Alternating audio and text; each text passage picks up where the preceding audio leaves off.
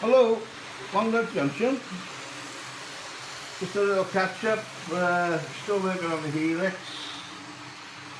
Just a little test, another test for you. Just every day, little things happen to change the way it runs. It's running pretty good at the moment, so let's hope it's through now for the next 5 minutes.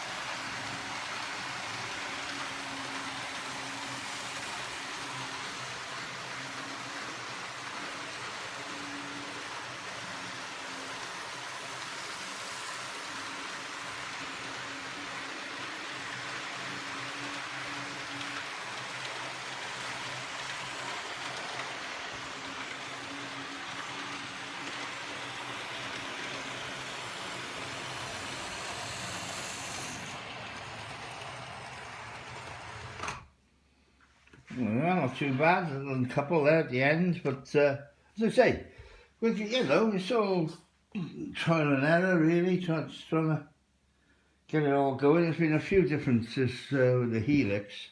What I found was it was getting distorted by having timber in that area and this area here, and it was distorting the way, and that's what was causing the problem. So I've done away with those. And I put support now where there should have been one really at the beginning, underneath the main metal supports, because the whole thing is geared out to work on the 4 supports. Like, for example, all the others are all grounded except this one. And that's what was causing a few issues, so we're going to have to sort something different out there. But of course, at the moment, you can't get out and get stuff like you used to. So what it needs really is a bit of 3x2 going across the baseboards underneath there and supported underneath. I can take that leg away then. That's just a temporary scenario.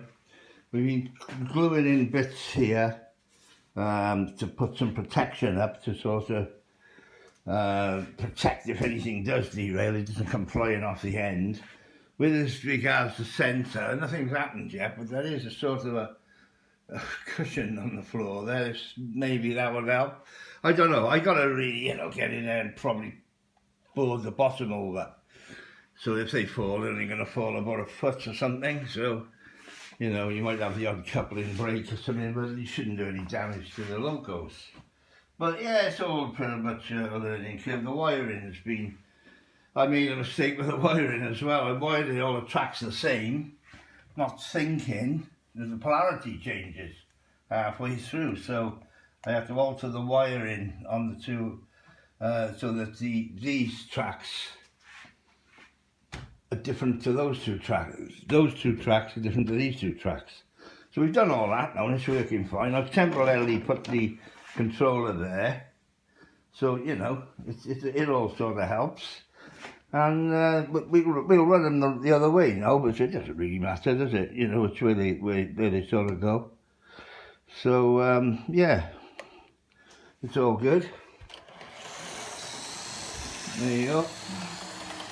There's one away. We can get this other one to recall and direction, and that one's away. The lights are on the back of that HST. That's because it's the railroad version, and then that's the only part that lights up. So it's obviously running the way it's not intended to. So yeah, it's just a matter of using different locomotives to try and find what's the best sort of way forward with it. We'll see. See what happens.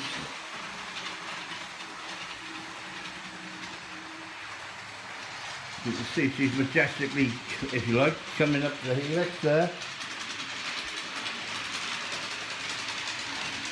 And the other one's coming down.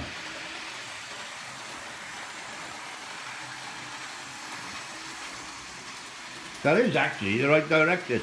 It's just that HSC is the wrong way around.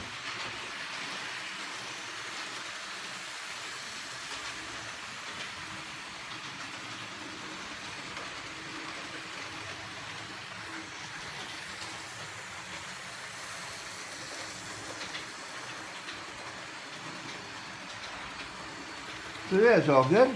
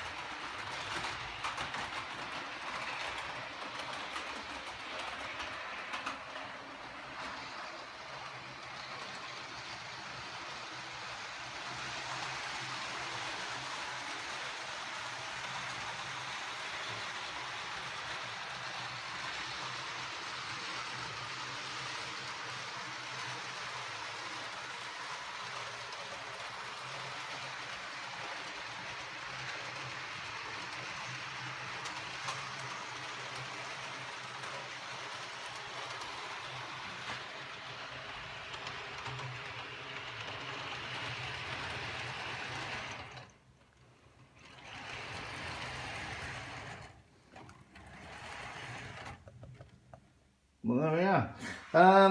What I found is that these old couplers, the old style couplers, work, see this on these, this rolling stock, work better than these sort of couplers. They're causing a bit of grief, to be honest. Now, I made the NEM pockets on all these coaches. They're only the railroad version, most of these Mark 1 coaches, but you know, there's nothing wrong with them.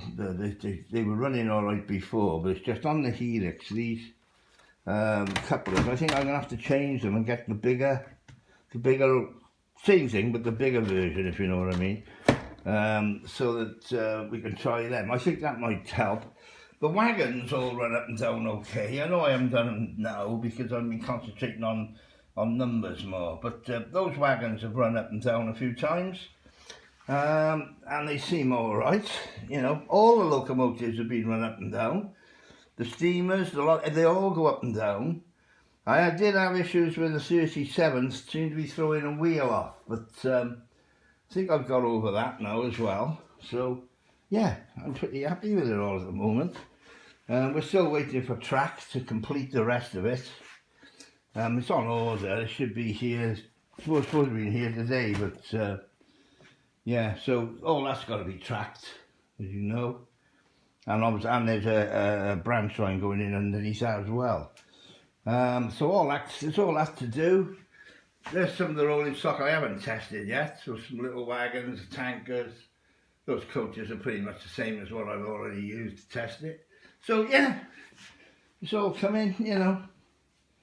To say there's a few, still every day something new sort of comes at you and you've got to sort it out. So yeah, I'll catch you again when we get a bit more to show you, really. I mean, there's nothing to show you at the minute until I get this track done, so we can run a train, continually run the trains, which is what the whole objective of this is, and whether that helix comes into its own.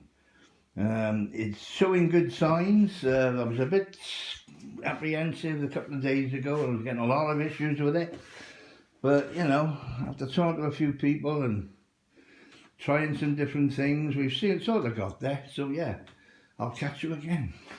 I altered this from before, look.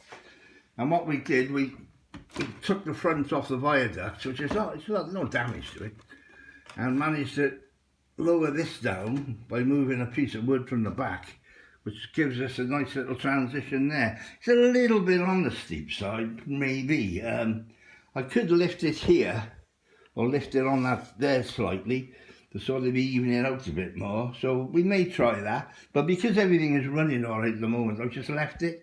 See, the track is not fixed or nothing.